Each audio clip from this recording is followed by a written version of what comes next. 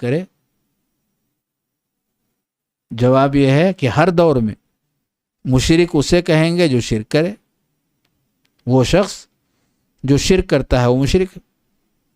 مختصر سی بات ہے، لیکن اس کو سمجھنے کے لیے تھوڑی سی تفصیل کی ضرورت ہے۔ علم حاصل کرنے والا عالم، علم والے شخص کو کیا کہیں گے؟ عالم۔ اور دوا کا نسخہ لکھنے والے شخص کو ڈاکٹر، ایسا لوگ کہتے ہیں۔ کیا ہم اس کے پیچھے لگائیں کہ اس نے پہلے سے سیکھا ہو یہ سب چیزیں تب جا کر کے ہوگا، یا ایسے ہی کسی کو دیکھ لیا ہو کرتے ہو اس نے بھی ویسے کر دیا ہو؟ جیسے آپ کو سردی ہو جائے، اللہ نہ کرے، تو آپ کو پتا ہے کہ ایسے موقع پر ڈاکٹر لوگ کیا لکھتے ہیں، آپ بھی لکھ کر کے دے دیا کہ بھئی ایسا کرو، جا کر کے میڈیکل سے ہی آپ لے لو، تو کل سے آپ کو کیا بولیں گے لوگ؟ ڈاکٹر صاحب، کیونکہ انہوں نے وہی کیا جو ڈاکٹر صاحب کرتے ہیں۔ تو کیا ایسا بول سکتے ہیں ان کو ڈاکٹر صاحب؟ اب تو نہ والی بات آ گئی۔ یہ میں مثال صرف سمجھنے کے لیے دے رہا ہوں کہ ایسا ہوتا ہے، ایسا ہوتا ہے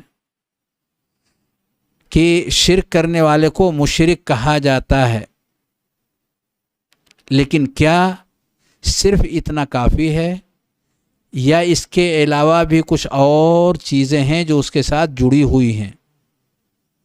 وہ ڈاکٹر تب ہوگا جب اس نے اس بیماری سے متعلق چیزوں کو سیکھا اور سمجھا ہوگا، اس کے حالات کو اچھی طرح سے جانتا ہوگا، اور ایسی سچویشن کو دور کرنے کا راستہ اور طریقہ کیا ہوگا ان چیزوں کو کیچ کیا ہوگا، اور پھر مریض کو دیکھ کر کے اس نے فیصلہ کیا کہ بھئی اس کو تو یہ پریشانی ہے اور ایسے میں یہ چیز کرتے ہیں تو یہ چیز دور ہوتی ہے، اس کو ڈاکٹر بولا جاتا ہے۔ ایک لمبی جانکاری اور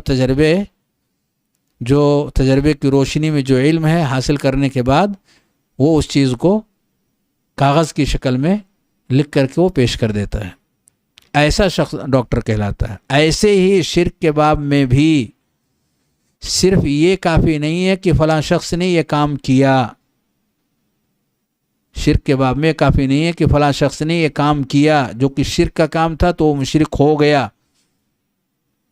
ایک مثال دیتا ہوں، نبی کریم صلی اللہ علیہ وسلم نے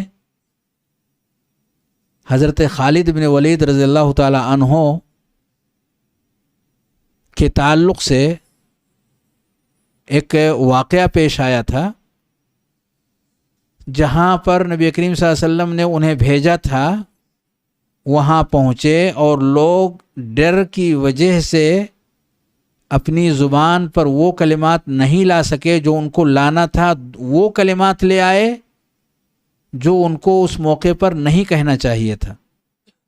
تو وہ جب انہوں نے کہہ دیا تو اس سے حضرت خالد بن ولید رضی اللہ تعالیٰ عنہ نے کچھ اور سمجھ لیا، انہوں نے سمجھا کہ یہ مسلمان نہیں ہے، انہوں نے کہا صبانا، ہم سابی ہو گئے، یعنی ہم نے اپنے دین کو چینج کر لیا، بدل لیا۔ تو انہوں نے سمجھا کہ یہ لوگ سارے کے سارے مرتد ہو گئے۔ تو مرتد کی سزا کیا ہے؟ تو ایک طرف سے انہوں نے حملہ کر دیا ان کے اوپر، اور وہیں پر عبداللہ بن عمر رضی اللہ تعالی عنہما بھی موجود تھے، وہ سمجھ گئے سچویشن کو، انہوں نے کنٹرول کرنے کی کوشش کیا، بہت سارے قیدی مسلمانوں کے حوالے کیے گئے انہی میں سے، اور پھر ایک بار یہ حکم آیا حضرت خالد رضی اللہ تعالیٰ عنہ کا کہ قیدیوں کو، جس کے پاس جو قیدی ہیں ان کو قتل کر دیں۔ ابن عمر رضی اللہ عنہ نے کہا نہیں، میں نہیں قتل کروں گا، میں یہ معاملہ نبی کریم صلی اللہ علیہ وسلم کے پاس پیش کروں گا۔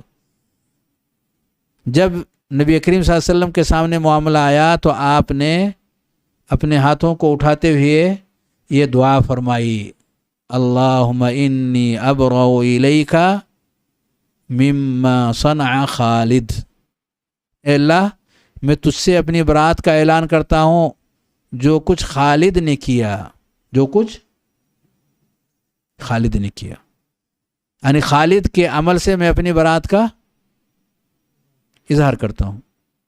یہ اللہ کے نبی صلی اللہ علیہ وسلم نے کیا.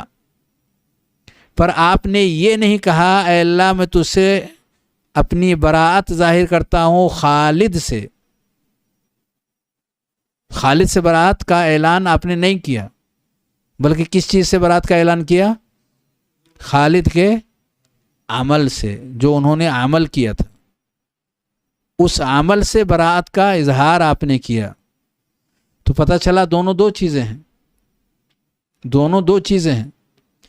وہ عمل کرنے کی وجہ سے نبی کریم صلی اللہ علیہ وسلم نے ان سے برات کا اعلان نہیں کیا، بلکہ ان کے عمل سے برات کا اعلان کیا کہ یہ عمل بے بنیاد ہے، غلط ہے، گرچہ انہوں نے صحیح سمجھ کر کے کیا، گرچہ انہوں نے صحیح سمجھ کر کے کیا، اور صحیح سمجھ کر کے انہوں نے کیا، اس لیے وہ معذور ہیں، اس لیے وہ معذور ہیں، ان کے اوپر کوئی مشکل نہیں. لیکن عمل جو غلط ہے وہ غلط ہے، اس کو صحیح نہیں کہا جا سکتا.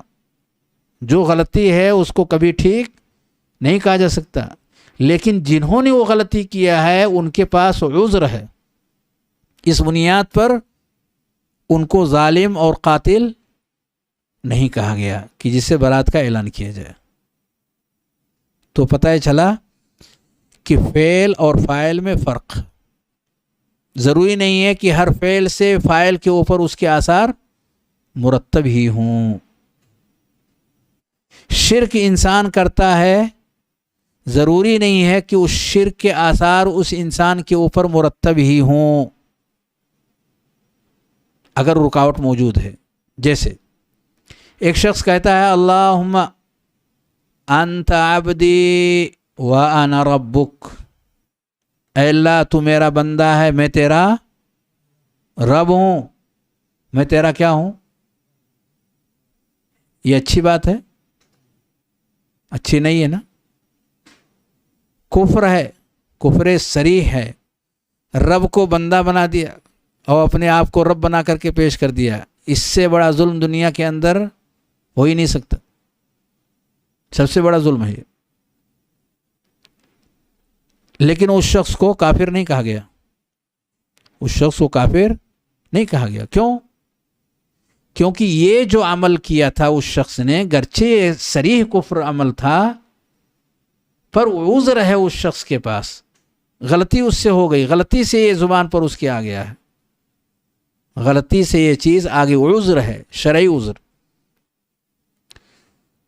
تو یہ مثال ہے سمجھنے کے لیے، یہ سمجھنے کے لیے مثال ہے کہ اگر شرعی عذر ہے کسی انسان کے پاس تو اس عمل کے کرنے کی وجہ سے وہ شخص اس عمل کا مجرم نہیں قرار پاتا. سمجھ رہے نا اس چیز کو؟